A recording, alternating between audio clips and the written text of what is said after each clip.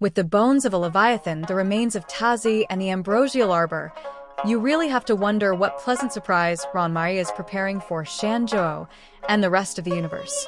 In one possible future, that surprise is the resurrection of Firefly's worst nightmare and Jinglido as the 8th Lord Ravager. However, in the current timeline, needless to say, the Tazzy outcome has been put into a halt by Yao Gong. That said, it doesn't mean that Ranmai has actually stopped with her plan at all, and as she has confidently proclaimed long ago, she wants to be an Aeon. Specifically, she wants to recreate the path of permanence and then rise to become its Aeon. I explore the mysteries of the universe and seek deeper answers. I have nothing to lose and nothing to gain. If life is cultivated and reproduced, you can dissect remembrance, control equilibrium, deconstruct beauty, and reproduce permanence. I will understand life and touch on these conceptions.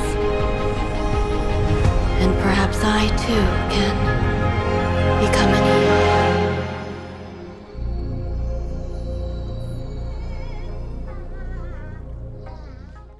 For a quick recap of her backstory and the issue of the path of permanence, Ranmai is actually an experiment created by her grandmother, who is heavily implied to be her own past self in a mirror, moon in the water, flowers in the mirror, and all. Specifically, her parents and everyone else on that icy planet were also experiments created by Grandma, and Ranmai was the successful subject. Much like her own situation with her cat cakes, her grandmother has seemingly ditched her, but actually Grandma has been watching over her growth and development all these years. It's currently unknown what Grandma's affiliation is, but judging from the design of Ranmai and how her plot intertwines with that of Xianzhou, Grandma likely also came from Xianzhou.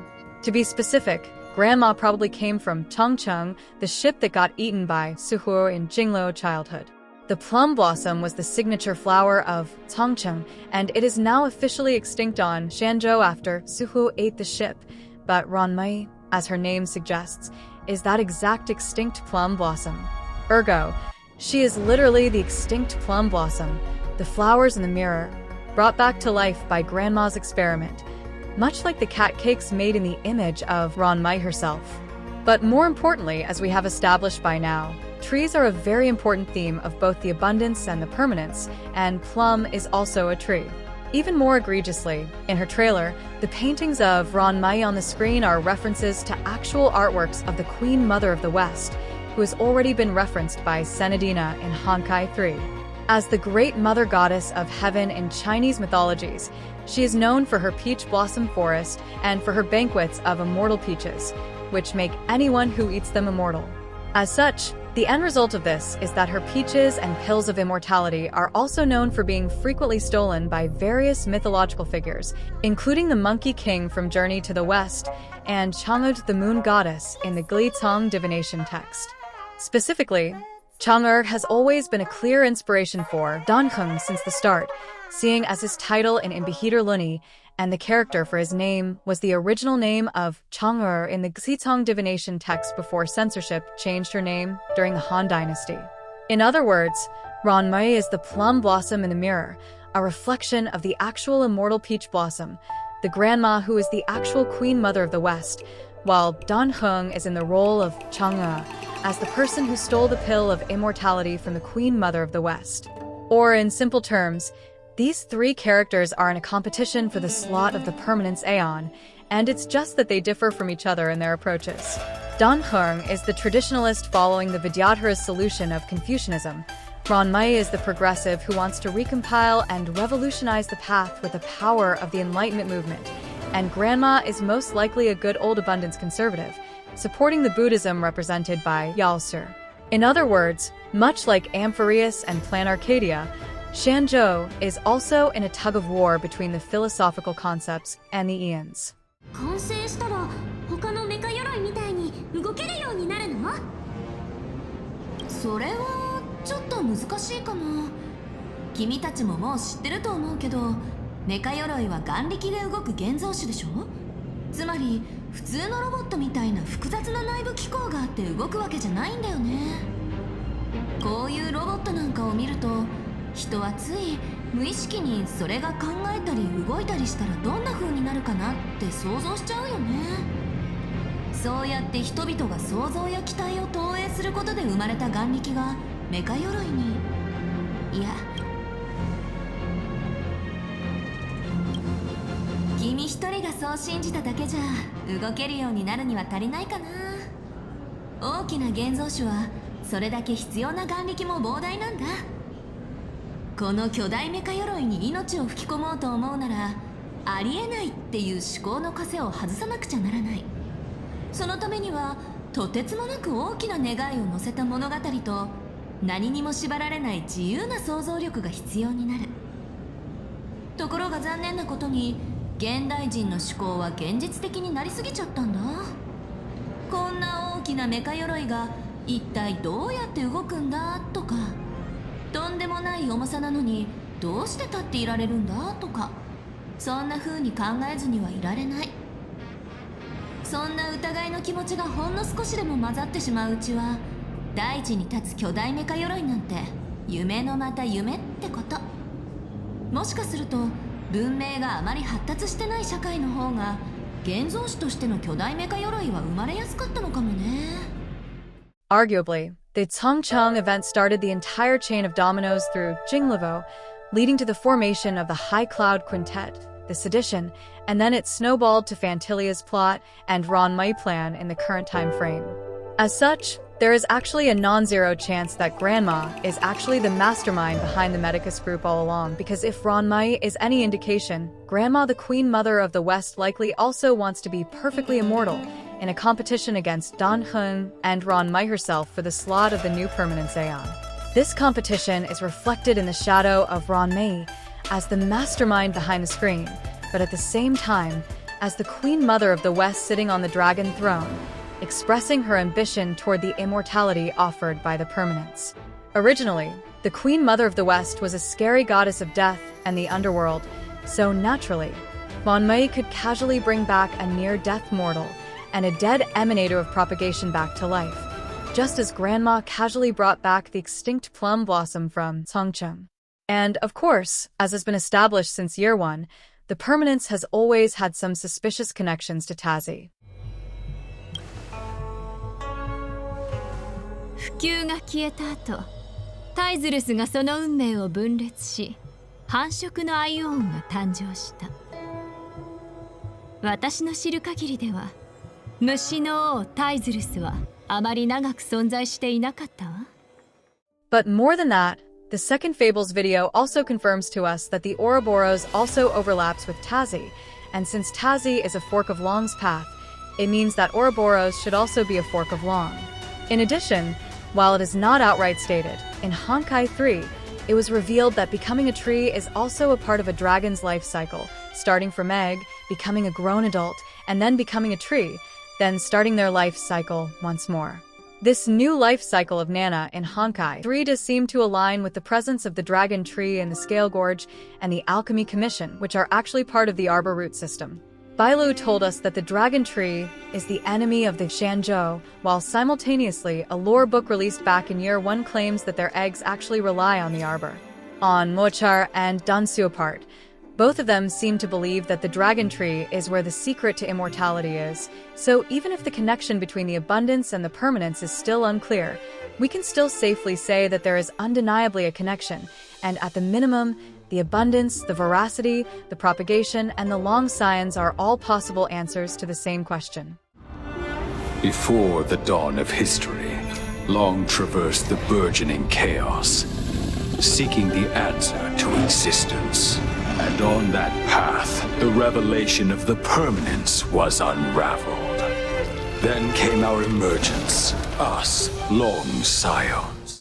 Historically, Xianzhou did not always follow the hunt. Back in the distant past, Xianzhou actually had a faith crisis, caught between the preservation, the abundance, the erudition, the worship of the ancient emperor of their home world, the Flint emperor worship, and the hunt, much like how the scholars fought amongst themselves and sought solutions from other paths in scholar strife. These two events are deliberately written to mirror each other. mostly because they are both based on the real history of China's 100 schools of thought, which basically the scholars strife between multiple different philosophical movements, religious movements, political movements, and kingdoms during spring and autumn, and the Warring States period. For context, before the Qin dynasty, there existed multiple different kingdoms, tribes, and confederations at war with each other. Sometimes they were under the nominal rule of the whoever is the big central state at the time, but most of the time, the control was nominal and they warred as always. In recorded history, the Shang dynasty, which was the second central state, is considered to be responsible for the Great Tang divination text from which Chang'e came from, and also the source of the Queen Mother of the West. Little was actually known about the Shang dynasty in the past, mostly because the Zhou dynasty propaganda slandered them badly, but new archaeological evidences and modern research indicates that despite all the ritualistic human sacrifices, the Shang dynasty's philosophy was actually rather close to those found in the Enlightenment movement. Moism, which is attributed to the Shang dynasty in the modern day, is effectively Chinese rationalism and empiricism rolled into one, promoting scientific research, math, physical science, and utilitarianism, while also standing against wasteful ceremonial rituals, offensive wars, class distinction, and fatalism. They were rather modern, all things considered. More than that, scholars of Moism supported universal love and meritocratic selection of the ruler, as they believed that all were equal under heaven, and it has been argued that Moism was the ancient Chinese prototype of the modern ideology of governance through social contract. Among the contestants to the permanence role, so to speak, Ruan, being a member of the Genius Society and relying on the math of the equilibrium to recreate the permanence, is the one heavily associated with Moism as a philosophy and, of course, to this Shang dynasty itself, through the reference to the Queen Mother of the West. However, by the end of the Shang dynasty, a new force rose to dethrone them, the Zhou dynasty.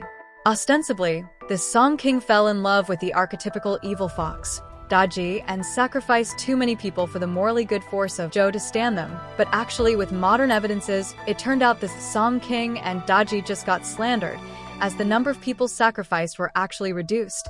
Women had higher status in the court, which made the conservative Zhou mad. The evil fox, Tazzy, was obviously not a fox and was too old to seduce anyone, and the Shang king actually had a good reputation among the peasants before his downfall. The faction that actually hated him was the nobles, whose authority he challenged by allowing their slaves to hide in his territories. In other words, there was a whole lot of enigmata involved. But in contrast to the modern view, the ancient people lived off Zhou propaganda and believed that Zhou was the idealistic moral state that everyone after had to follow.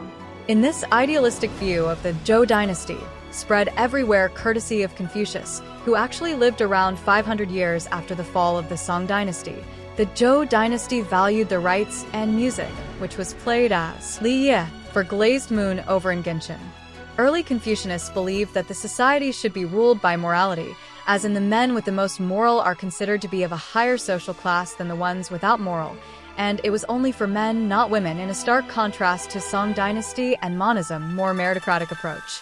They also supported social harmony and filial piety, valuing family bonds and clan priority over monism, universal love. As you can see with the reference over in Genshin, Confucianism is represented by Xianzhou, just as it was represented by Liyue in Genshin, albeit an idealistic version of it, and not the actual Zhou dynasty's beliefs from history. That was the general gist of it, but as history progressed, the Zhou dynasty themselves fell. 100 schools of thoughts arrived with the fractured states and constant warfare.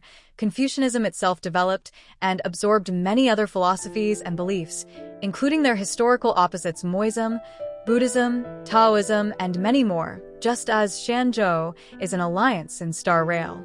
This is where the question of the permanence comes in.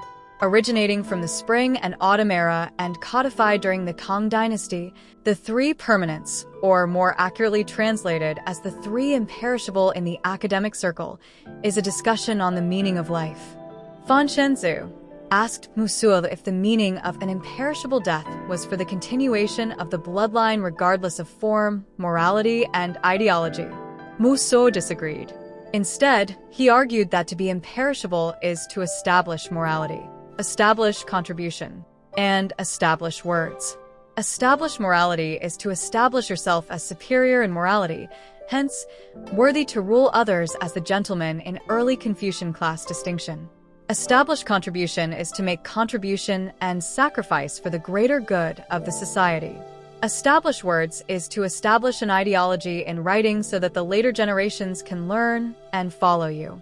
Together, they are the three imperishables, and the continuation of bloodline that Xianzhou argued for was not truly imperishable. Taoran? Elder Taoran? I remember when I was exiled, you were on the verge of passing on. What's with this new look? All of this is thanks to your past life. Had you not been so rash, I wouldn't have had to walk such a dangerous road to free our clan, becoming this specter of my former self. Are you surprised? After all, both of you were sent here by the seat of divine foresight as messengers to hear my confession, weren't you? Ever since the sedition of Imbibidor Lunae, the population of the Vidyadhara has dwindled. With the High Elder exiled, a few of us preceptors had to do what we could to turn the tide. My methods might have been drastic, perhaps even incomprehensible. But it was all for one cause: the survival of the Vidyadhara. Yet, the Xianzhou natives zealously forbid any plague marks and did nothing while the Vidyadhara suffered. Dan Heng, LanShi, as Vidyadhara, you should understand the desperation behind my actions. All I've tried to do is to ensure our survival. I'm well aware of the challenges the Vidyadhara face. Fighting for survival isn't a sin. But Elder, your actions have gone beyond mere survival. You've become a beast driven solely by the propagation, devoid of even a hint of empathy. Oh. Despite calling ourselves a noble draconic bloodline, at our core, we're merely bipedal beasts. The survival of our kind is paramount. If I hadn't resorted to beastly actions, the Vidyadhara might not even exist. The sages show no mercy, as the old wisdom goes. When the High Elder abandoned our people's survival, I had to shoulder the world's sins alone. LanShi, Dan Heng, the past is behind us, but the future of the Vidyadhara still lies within your grasp. The situation on the Xianzhou Luofu has changed rapidly. As Vidyadhara, we must unite in purpose and avoid the mistakes of the previous Imbibidor Lunae. I was initially skeptical about the Vidyadhara's betrayal of the Alliance. But after hearing your confession, I realized that there is no point in talking about trust. Breaking the covenant of our alliance will bring war upon the Vidyadhara.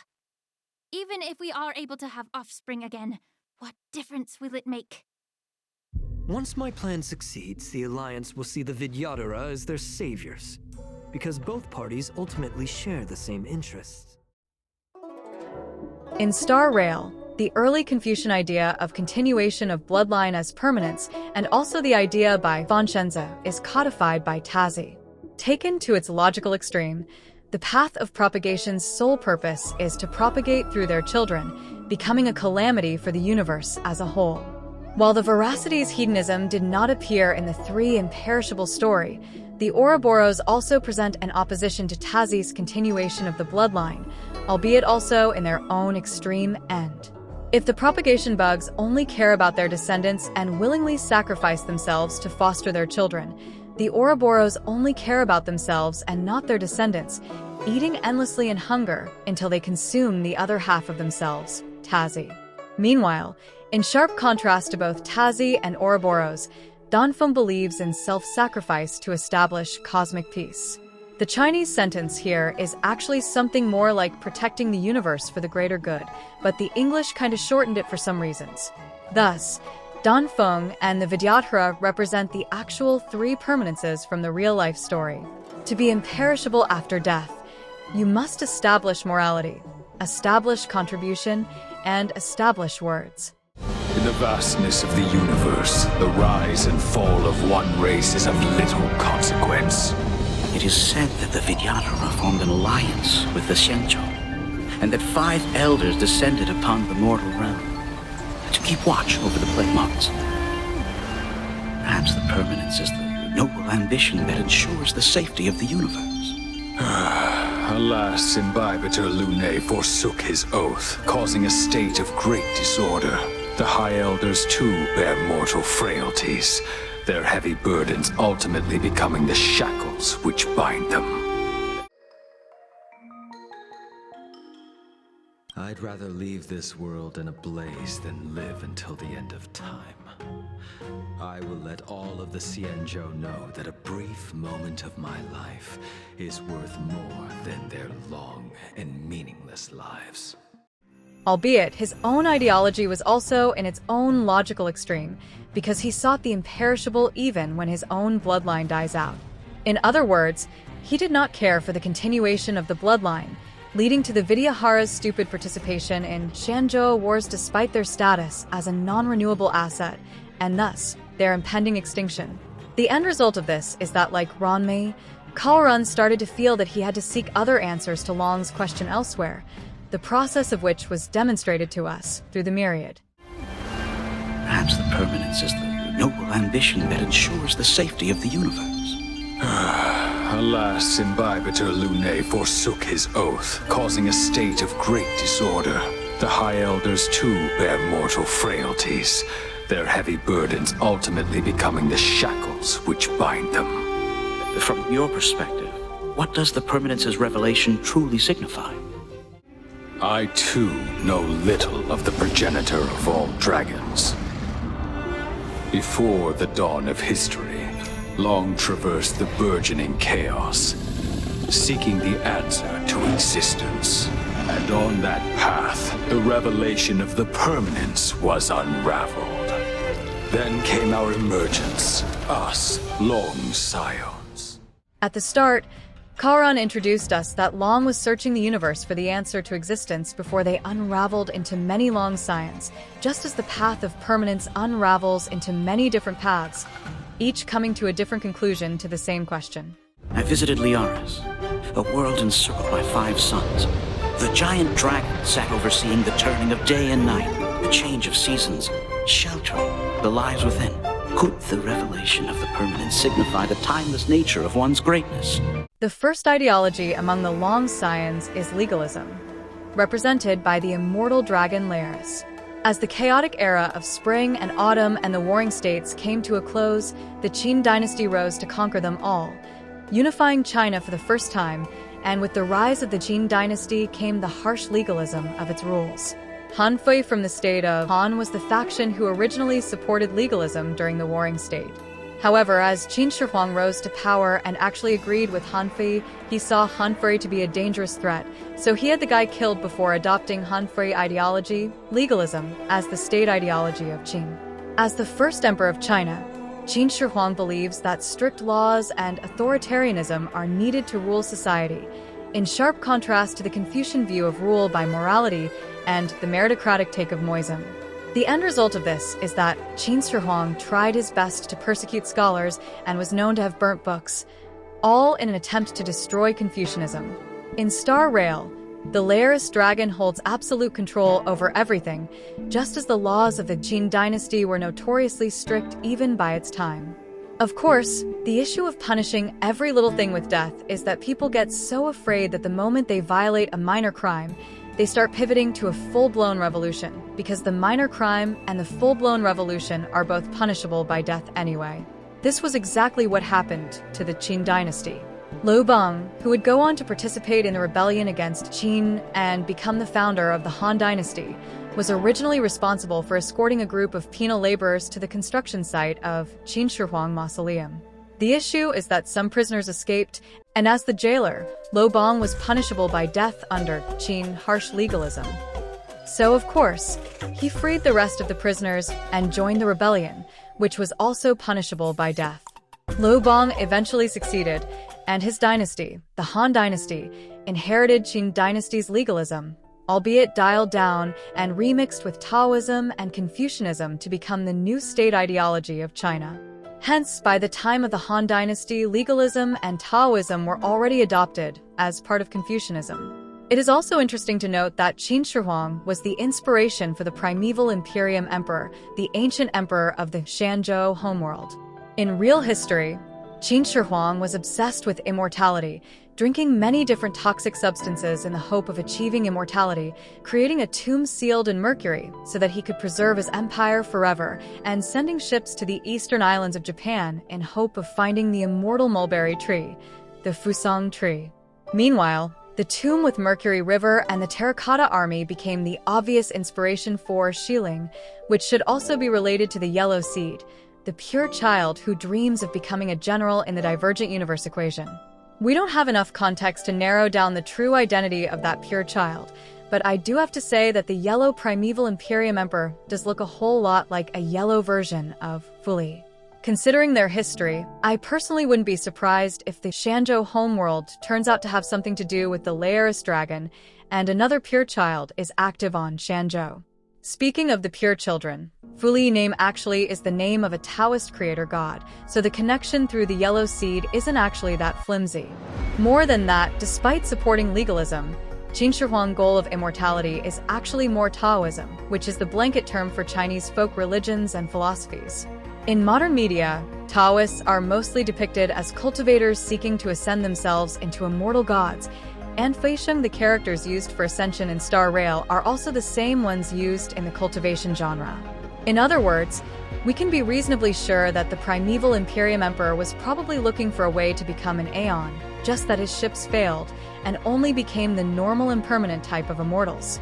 In the same vein, Ranmai's resurrection of Fugue, her attempted resurrection of her parents, and her goal of ascension into an Aeon through her meddling of the equilibrium are also nods to Taoism. In the first place, the Western Queen Mother she represents is officially classified as a Taoist god, and in Taoism, they believe that there is one true path of the universe, and everyone must live in accordance to the path to achieve the supreme ultimate, which is basically the path system in a nutshell. I have mentioned this before in the equilibrium video, but the design of the equilibrium is also a yin-yang circle for that reason. Also worthy of note is the Taoist philosophy, which is actually a different thing from Taoism as a religion, albeit both originated from the same root. While Taoism as a religion seeks immortality and ascension into gods by following the one true path, Taoism as a philosophy actually states the opposite, that everything should follow the natural state of things, including death. In Drumming on a Tub and Singing, Zhangzi argues that death is just part of the transformation of things, and the ability to accept death as it comes is how people can achieve happiness. You can kind of see the contrast of Taoist philosophy and Taoism as a religion in the difference between Kong and Ranmai toward Tingyun death. As a follower of Taoist as a philosophy, Kong actually accepted Tingyun death and organized a funeral for her. But as a representative of Taoism as a religion, Ranmai doesn't think that death should be respected, just on principle, and she casually spits it in the face whenever she can in her free time. While she is mixed with Buddhism, Dansuo as the head of the Medicus and also on the Taoism as a religion side, also does not accept the death of her girlfriend at all, which led her to spiral into the path of grief and her search for immortality as the leader of the Medicus. This conflict between the Taoist philosophy and Taoism as a religion is actually a big theme for Xianzhou as a whole, as the plot circles back and forth about how multiple characters accept, or not accept at all, the death of their loved ones. Of course, when we talk about Taoist as a philosophy, we also have to talk about the butterfly dream, which has been extensively used in both Genshin and Star Rail.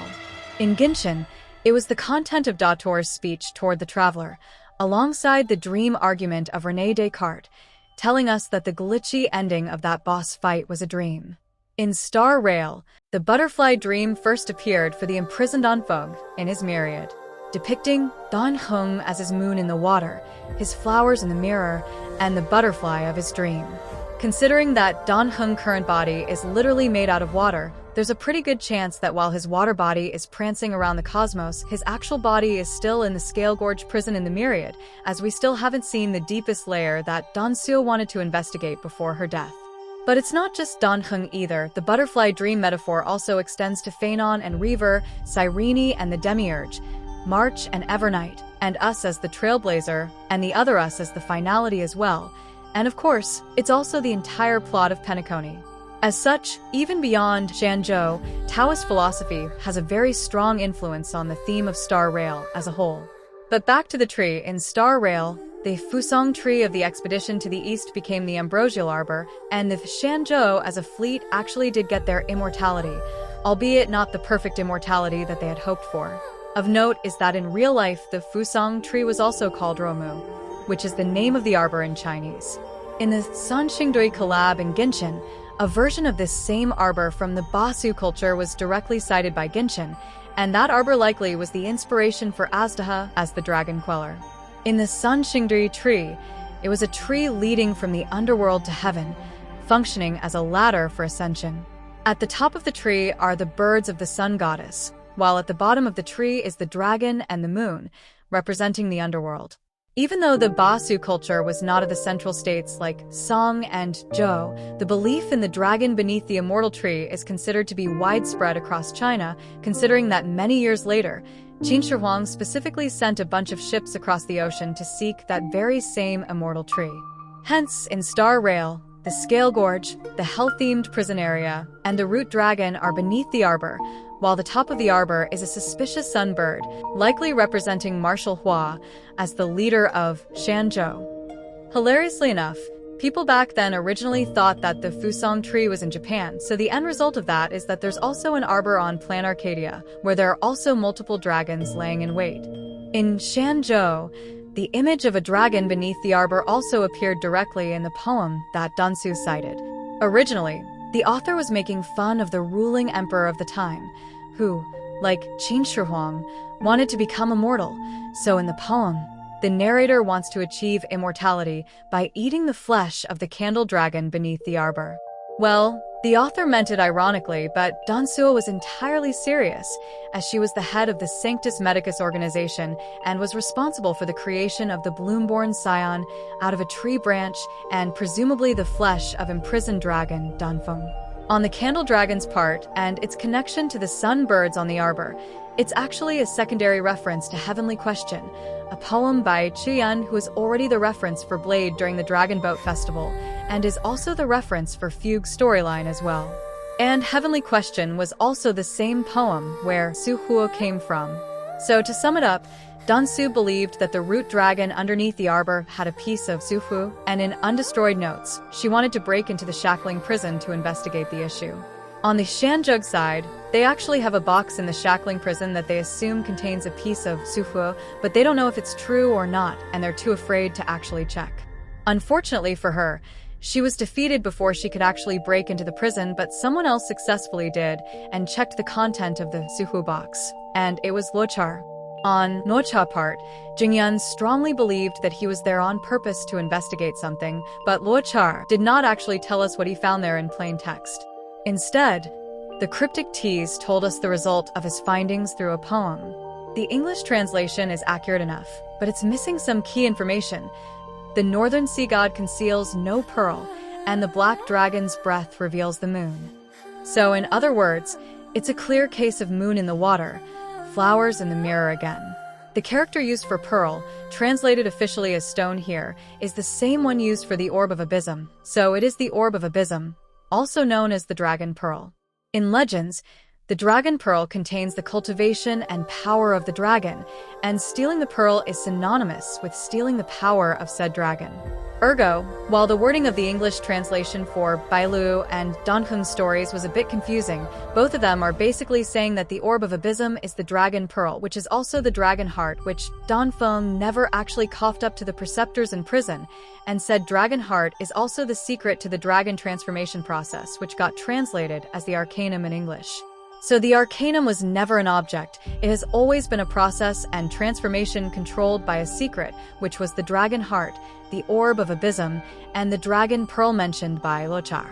Of course, while the main narrative tries to make us believe that Danfeng created Balu through Danheng misconception of the event, mostly because he got his information from the judges, Jinglu got her information from the preceptors like the rest of the Cloud Knights, but it was the preceptors who were the culprit setting him up and messed around with his memories after his rebirth.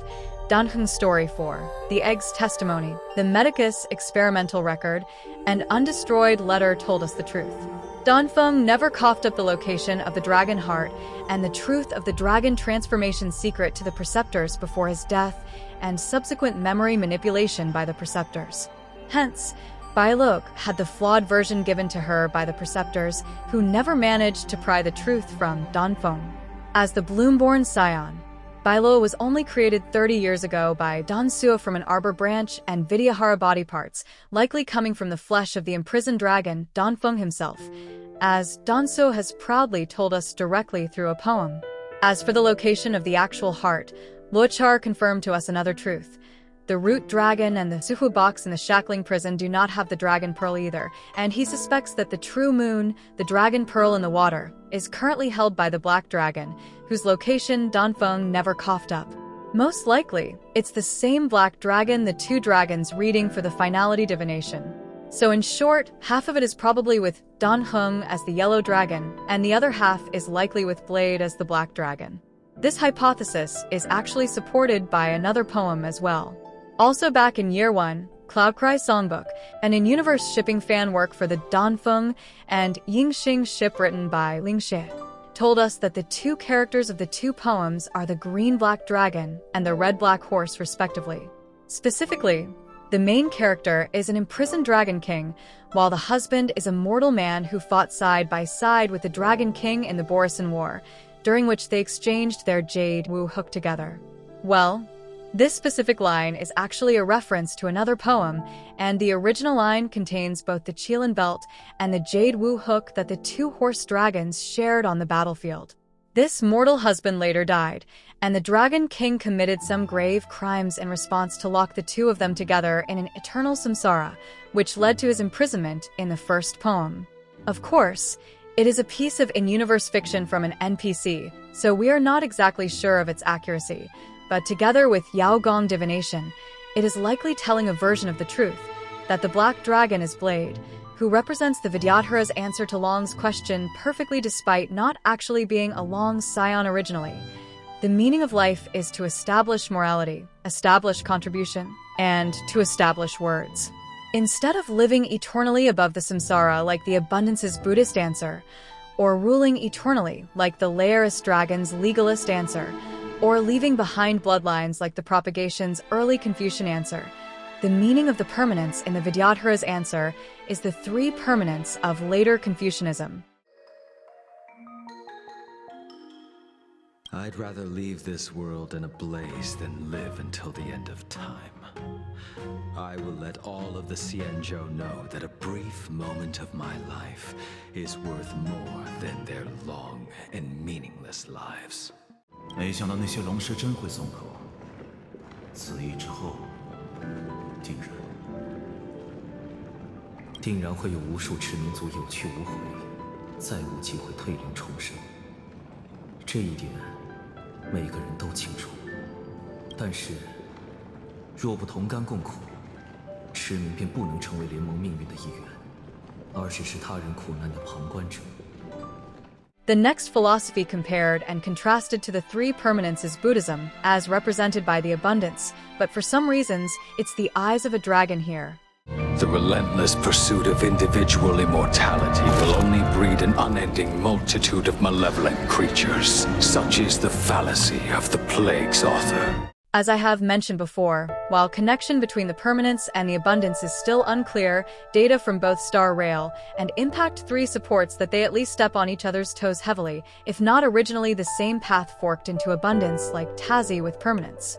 In L'Quator, the dragon there gave the planet a scale, which instantly froze that planet's time and prevented people from ever dying, which is what Taoran accused that dragon of in the Myriad, and is also the same threat that Nana herself made toward Coralie and Earth in a previous chapter. In real history, while Buddhism was late to the game and was only introduced to China during the Han Dynasty, it became very influential during the Kang Dynasty, to the point of outcompeting Confucianism in court. This competition led to Confucianists of the time to accuse Buddhism of selfishly seeking personal immortality, what Taoran accused the abundance of in the video, even though that is the opposite of the actual goal of Mahayana Buddhism. Despite the accusation, Mahayana Buddhism considers itself to be the great vehicle that will carry everyone into the pure land of enlightenment, severing them from the samsara cycle of the material world en masse. In Mahayana Buddhism, bodhisattvas such as the thousand-armed, thousand-eyed Guanyin that inspired Trivi and the water-moon Guanyin that inspired Cyrene would delay their own ascension into Buddhahood to stay back and rescue people in the mortal world from the samsara cycle, and they would not ascend until everyone has been saved. And ultimately, despite all the negative effects of their blessing, Yaoshi fundamentally is doing the same, using themselves as the main tree to carry all the branches in the garden across the samsara cycle. As I have explained before in the Science of Fiction video, in math terms, Yaoshi is effectively the imaginary axis, and the people being given core SE would be the complex numbers in the plane, having been granted an imaginary coordinate, the yellow Numa, with their core SE, to combat the reality in their x-axis. It's just that the ascension offered by the abundance is an incomplete one, only as trees in the gardens rather than as actual human beings.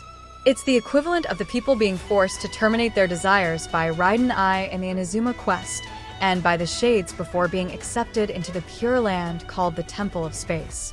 Some people would consider that heaven, but others would consider it hell, and as a whole, Cyrene represents the positive view of Mahayana Buddhism, while Yaoshi and the Temple of Space quest represent the negative view of the same belief system.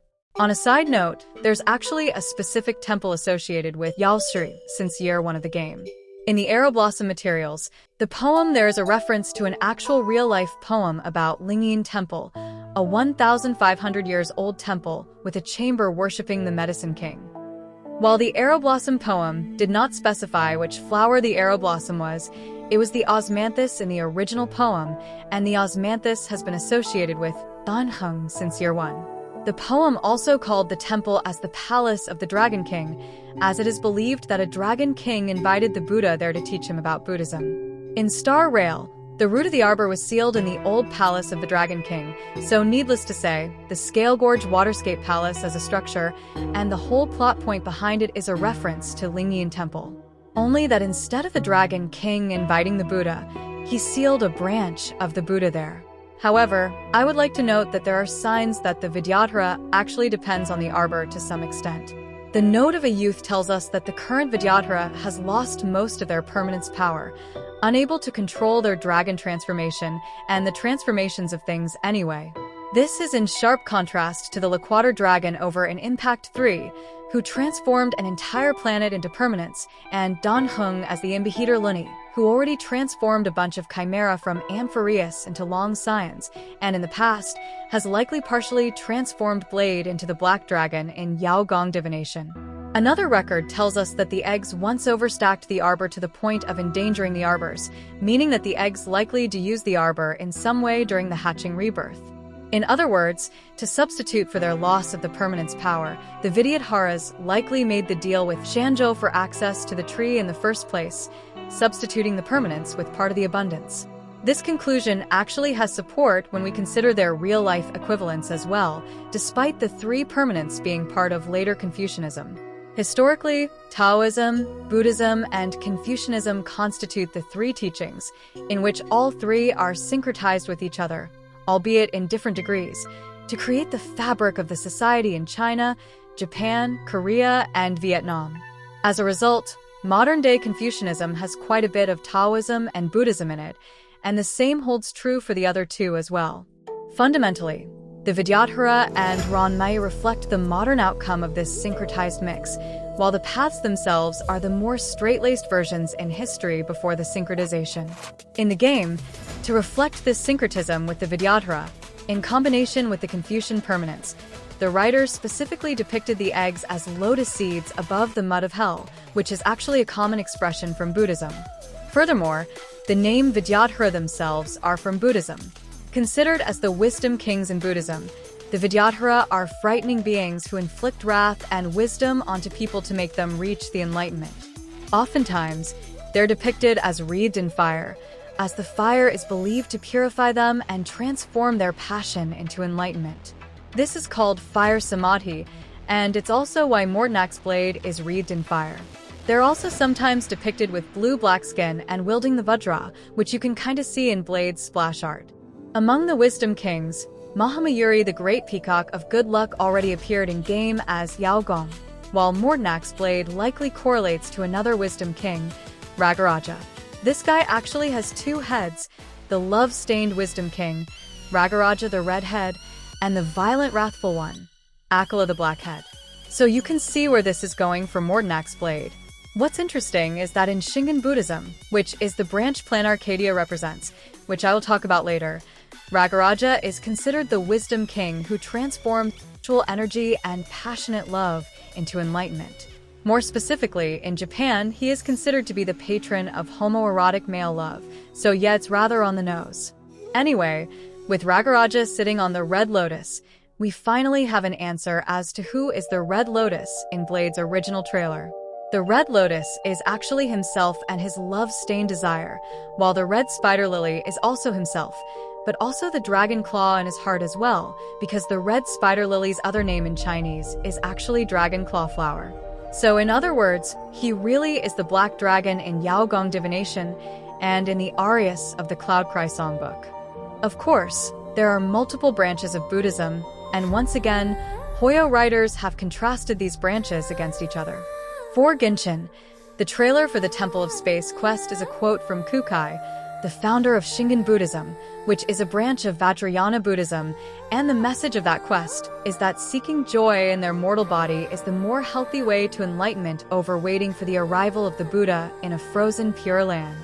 As a whole, Vajrayana Buddhism believes that doing tantric rituals, committing taboos, and seeking ultimate pleasures with their mortal bodies would allow them fast-track the moment of personal enlightenment, in opposition to the slow but big wheel for everyone offered by Mahayana Buddhism. You can actually see that reference in Evanesh's speed about enjoying life toward Yao Gong, and in the description of the Happy Smiles enemy as well. But for the specific of how the Happy Smiles Society and Plan Arcadia itself is a discussion on the good and the bad of Vajrayana Buddhism, please check this post in the link below for more details, because unfortunately, the content in it cannot be posted on YouTube. Speaking of Blade, Zhuming is actually a reference to two other religions that were historically conflated with Buddhism by the Tang authority of the time, Zoroastrianism and Manicheanism, which were called fire worship and light worship respectively. Zoroastrianism originated from Iran and slowly spread over to China through the Sogdian and Yudru people along the Silk Road, while Manicheanism is a religion founded by Mani to conflate all religions in the world together, albeit it uses Zoroastrianism, Christianity, and Gnosticism as the main base. Fundamentally, Zoroastrianism and Manicheanism both believe in a duality between light and darkness. Zoroastrianism, specifically Zervanism, the version used by Hoyo for Genshin and Star Rail, believes the malevolent darkness Ungra Mainyu and the benevolent light Spentum Mainyu are twins born from the same egg, eternally locked in a battle against each other. Manicheanism further mixed the lore with Gnosticism to create two kingdoms of light and darkness. Originally, the world of light and the kingdom of darkness existed independently, but the kingdom of darkness coveted the light and attacked it. In response, the light god sent their son, the original man, as the bait to be eaten by the kingdom of darkness. As a result, the original man wakes up in the darkness, but he contains the light within him. Note that Genshin means original god, so you can see where this is going. The light god later managed to recover the portions of light swallowed by the darkness, from which he created the sun, the stars, and the moon, so that would be the 4 moons in Genshin looking suspiciously human for creations of Nibelung. In the third creation, the demons called Archons ruled over the material world, so to seduce them into the Light Father created the Maiden of Light, who would seduce the Archons into releasing the light they stole from the Kingdom of Light, so that would be the Gnosis in Genshin and the Stellaron in Star Rail, with the Divine Twins plot being preserved exactly like in the Manicheanism version. But specifically for Xianzhou, Zoroastrianism and Manicheanism references appeared in their Chinese syncretized form found in the Mughal cave, also known as the Dunhuang manuscripts. Due to the sheer distance between Iran and China, by the time these religions landed in China, their belief systems had been heavily mixed with the native folk religions of the Central Asians inhabiting the Silk Road and Buddhism, so that was why the Kang dynasty kinda just grouped all of them into Buddhism. Historically, Followers of these religions and early Buddhism mingled together in Dunhuang, which was an important junction of the Silk Road. Hence, manuscripts of Zoroastrianism, Manicheanism, Christianity, Gnosticism, Tenri worship, and early Buddhism, including the Diamond Sutra of Vajrayana Buddhism, the branch of Buddhism that is the theme of Plan Arcadia and Mortonac's Blade, were all found in the Dunhuang historical sites. And it was the Dunhuang style that became the inspiration for the fashion style of Zhuming, which, as you can see, is significantly different from the fashion styles of Luofu and Yaoqing. In the first place, Zhuming was originally the nickname of the Ming dynasty, and the Ming dynasty founder, Zhou Yanzhang, was part of the Red Turban Rebellion of the Bingzhou, as in Chinese Manicheanism. Even though he later repressed them after he became the emperor, it's still a popular legend that he named the dynasty after the religion, especially in the martial art novels written by Jinyong. On the part of Zoroastrianism, which is known as fire worship, Zhuming got the fire worship part from them, as the Flint Emperor actually had their own cult during the Faith Crisis. In the current timeline, with the exception of the Flint Emperor who is still jailed, Zhuming artisans work closely with the Heliobi in a partnership, so arguably, they're still fire worshippers. For Blade specifically, it's also important to note that he was the person responsible for guarding the gate to the Flint Emperor when Baihang visited the Zhuming way back then, and it was because of his carelessness that she got possessed by the Flint Emperor and saw a bunch of prophecies about Xianzhou Tazzy ending. I personally expect that Blade will get more references from Manicheanism later on, as he is too tightly paralleled to the Flint Emperor. It doesn't help that the original Flint Emperor from real-life legends was an inventor of fire, so Blade's parallelism to the Flint Emperor hits on multiple fronts. But overall, you can see that Zhuming specifically is a big reference to Dunhuang as an entire package, which includes bits and pieces from Manicheanism, the name, Zoroastrianism, the fire worship, and Vajrayana Buddhism in Mortonac's Blade. Anyway, the third ideology contrasted is the continuation of Bloodline, which is pretty much taken straight from the Three Permanences story. So then does the permanence represent the continuance of Bloodline? I also journeyed to the ancestral home of the Infernalian people, in the land of white embers. The undead dragon Typhon's breath showered flames on the land below, bringing forth a flourishing lineage. Long scions are dispersed throughout countless worlds, living in solitude. In the vastness of the universe, the rise and fall of one race is of little consequence. Of course, this represents early Confucianism and Tazzy, who is actually a fork from Long. Taoran scoffed his nose at Tazzy, but Luocha and Jinglivo seemed to support this interpretation. He also scoffed his nose at the three permanences offered by the Vidyadhara, and eventually ended up at Taoism as a religion, as in, he ended up in the Sanctus Medicus in his search for immortality. Long scions are dispersed throughout countless worlds, living in solitude. In the vastness of the universe, the rise and fall of one race is of little consequence. It is said that the Vidyadhara formed an alliance with the Xianzhou, and that 5 elders descended upon the mortal realm to keep watch over the plague moths.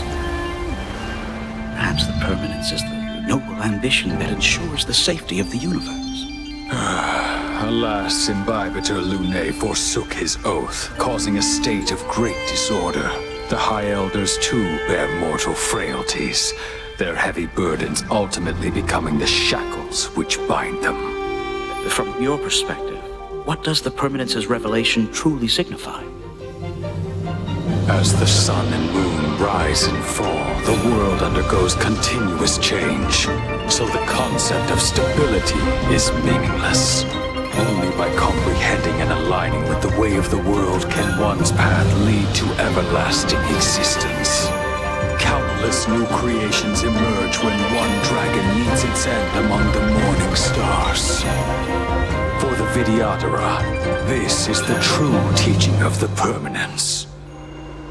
Within the cycle of life, any endpoint may mark the inception of a new journey.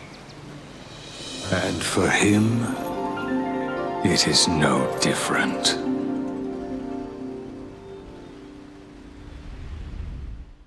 To contrast them is the Neo-Confucianism, offered by the generals of the Xianzhou alliance.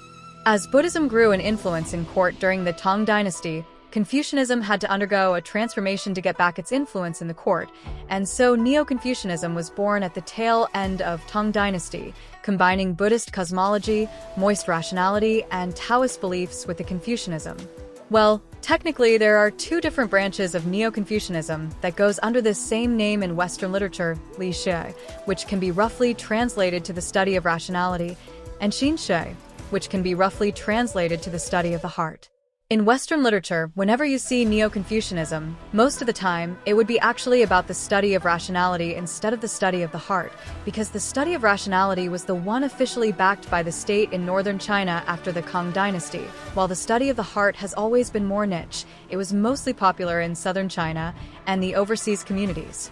Fundamentally, both believe that the material world is governed by a set of principles, and people can grasp that set of principles by studying and applying reasoning, so you can see that it's actually rather similar to the grand design proposed by Hawking and the plane of absolute truth proposed by Penrose in the modern day. It's just that instead of math like the modern-day version, the study of rationality believes that the set of principles is just how the one true path in Taoist philosophy determines the world. But they actually did a lot of math too, and some of them did believe that math is the said set of principles. Between the two branches, the difference is that the study of rationality believes that the set of principles can be understood by studying the objective world in an empirical manner, while the study of the heart believes that the set of principles can only be understood by studying the subjective truth within people's hearts. It's actually rather similar to the argument between empiricism and rationalism in Western philosophy. A representative of the study of the heart in Star Rail is Fei Xiao, who listens to her heart and doesn't rely on calculations from the matrix. Yao Gong is the other example, because despite also relying on calculations, she believes that the process to those end results can still be changed, as until she opens the box, the wave function for her divination can still collapse into either result. In contrast to Fei Xiao and Yao Gong is literally everyone else in Xianzhou we know so far, relying on mathematical calculations to determine fate while simultaneously believing that fate is immutable. Fusang is a prime example of this extreme, which makes sense because she received her third eye from Nous, who represents scientific determinism here, and whose sect still operates in the Wisdom Sapientia Academe. Also, the matrix tech was actually given to them by Nous. In one example, Fusang fired a diviner because she saw a divination that she would fire that diviner. This is a complete contrast to Yao Gong, who genuinely still believes that she can flip the dice by playing with God. For Jingyun, he's actually an interesting case because he seems like he's stuck in the middle between the rigid determinism of Fusang and the study of heart approach of his fellow generals. With his association with the Trailblaze and his suspicious appearance in the Death in the Afternoon animation as a target of the Stellaron Hunters, he might turn out to be the dice for Xianzhou as a whole instead of leaning toward either the heart or rationalism. With the Xianzhou generals representing Neo-Confucianism, it is no wonder that their opposition, the abundance in the role of Buddhism, is their target of persecution. In real history, at the end of the Tang Dynasty, the Neo-Confucianists upturned the Buddhist control of the court. This event is called the Great Anti-Buddhist Persecution, but actually it included all the other religions I mentioned above as well, from Zoroastrianism to Manicheanism to the actual Buddhism to Christianity, mostly because the Tang Dynasty considered all of them to be Buddhism. The Tang Dynasty is renowned today for its prosperity and diversity, allowing foreigners and different religions to trade within its walls. But this event is the one that made Chinese history turn its course, transforming the international trade hub into a conservative country that kicked all the foreign traders out for being foreign and attempted to delete foreign religions for having foreign roots. The Lingyin Temple mentioned above to be the blueprint of the Scale Gorge was also destroyed during the process, and it was not rebuilt until the king of Wuyur took over. Indeed, death is not a process, but the outcome. Let the ignorant hunter raise their bow and kill what they love, what they believe in, and ultimately kill themselves.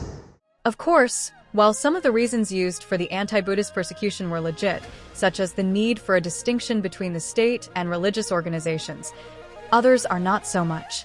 Naturally, as history progresses, things started to calm down again, and Neo-Confucianism, Taoism, and Buddhism actually still exist side by side as the three teachings in society after the Shang dynasty, and until the modern day. Fundamentally, the result for the conflict between the hunt and the abundance are predetermined, as they do need each other for their society to function. While that timeline is a long way off in the game, there have been many signs that a negotiation for peace is on the horizon in the future. Firstly, the Claret-Will Temple quest and the existence of the Foxians tells us that Xianzhou is actually capable of accepting the abundance as part of their own. Secondly, Thui Xiao, friend among the Borisin, is probably still alive and might reconnect with her in the future. Thirdly, Yao Gong and Evanesha have been used by the writers to deliberately parallel their relationship with that of the hunt and the abundance. They fundamentally still stand on opposite sides on what the meaning of a long life is, but they can learn from each other and flirt with each other in peace, especially when the destruction is the common enemy they can gang up against. It depends on Marshal Hua, who is the actual boss of Xianzhou. In the Seven Swords novel from Impact 3, Fu Hua was too harsh with her students and the Honkai infected people, leading to her students ganging up on her and killing her. After the event, she started to mellow out and eventually learned to have hope for the people infected by Honkai. In Star Rail, as the sun bird at the top of the cosmic ladder, she can also learn to mellow out as well, and I totally expect her to have a sordid affair with an abundance character later down the line, as that seems to be a common theme for Xianzhou generals as a whole. Thui Xiao has her friends stuck in the Borisin camp, Cangcheng had Ignamar and their secret meetings, and Yao Gong has Evanesha, so there seems to be a trend line. And jokes aside, originally, Fu Hua in Impact 3 had a heavy Taoist theme too. Overall, with how tightly connected Xianzhou is to the cultivation genre and the eventual result of the three teachings in real history, the hunt and the abundance are probably going to make up, if not make out, in the future. Of course, the Xianzhou are not the only actors who can understand all the philosophical concepts again. On the Vidyadhara side, we have Danheng, who actually already did something similar for the Chimera on Amphireus, signifying that he will become the Permanence Aeon in the future. However, before he can get there, his top contender is Ruan, who has explicitly told us that she wants to recreate Long by gathering up the other paths. In short, as the Western Mother Goddess, she wants to ascend onto her dragon throne. The propagation and the abundance were just the means to an end, and the exotail outcome is actually just a bad ending. In her experimental record, she actually used the abundance fruit to resurrect that emanate of propagation, so it's more than clear that she wants to recollect all the forks of Long's paths together again and answer the question of permanence. In Chinese divination, there is a technique called Plum Blossom, in which instead of throwing the sticks to the wind like Yao Gong, you just need to do math based on set numbers to calculate the states of the universe's path. While I don't personally believe that she will actually win out in the end, because Danheng has the trio bias, it will be very interesting to see how her very own brand of scientific determinism will fare against the Confucianism of the Xianzhou and against the machinations of her grandmother, the past self in the mirror in answering Long's question about the meaning of life. Every petal in life's garden will meet a day when it is torn away by the wind's call.